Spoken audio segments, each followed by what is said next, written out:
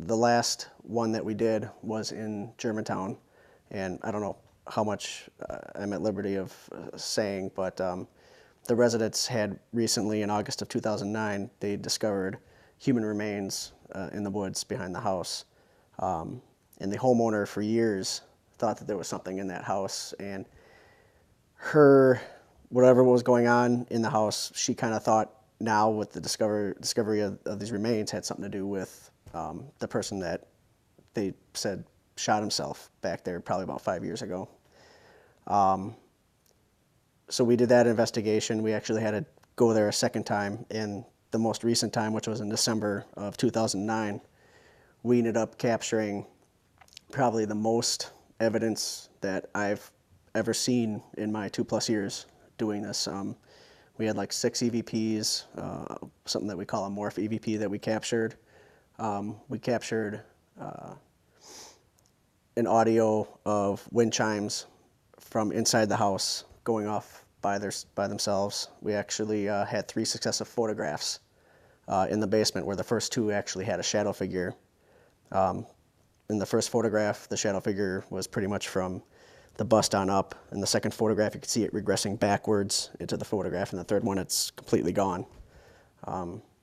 Plus, we also heard things with our own ears on several occasions. And actually, one of our audio clips that we got is not actually an EVP, but what's called a VP, which is voice phenomena, which is something that you capture after hearing it with your own ears too.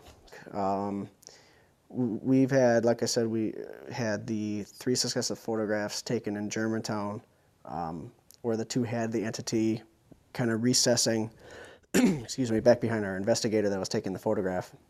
And then we had another one of ectoplasmic energy at a cemetery. And what we basically have to do is try our best to recreate over and over and over again in the same conditions, in the same spot, having the same people being wherever they were standing, the best that we can, having the shutter speed exactly how it was when the photographs were taken. I mean, we could spend an additional hour just trying to recreate a photograph, because that's one of the best things about cameras too, is you got your instant evidence review right there at the touch of your fingers. You can just go over everything that you just took, especially if you're taking a break from investigating.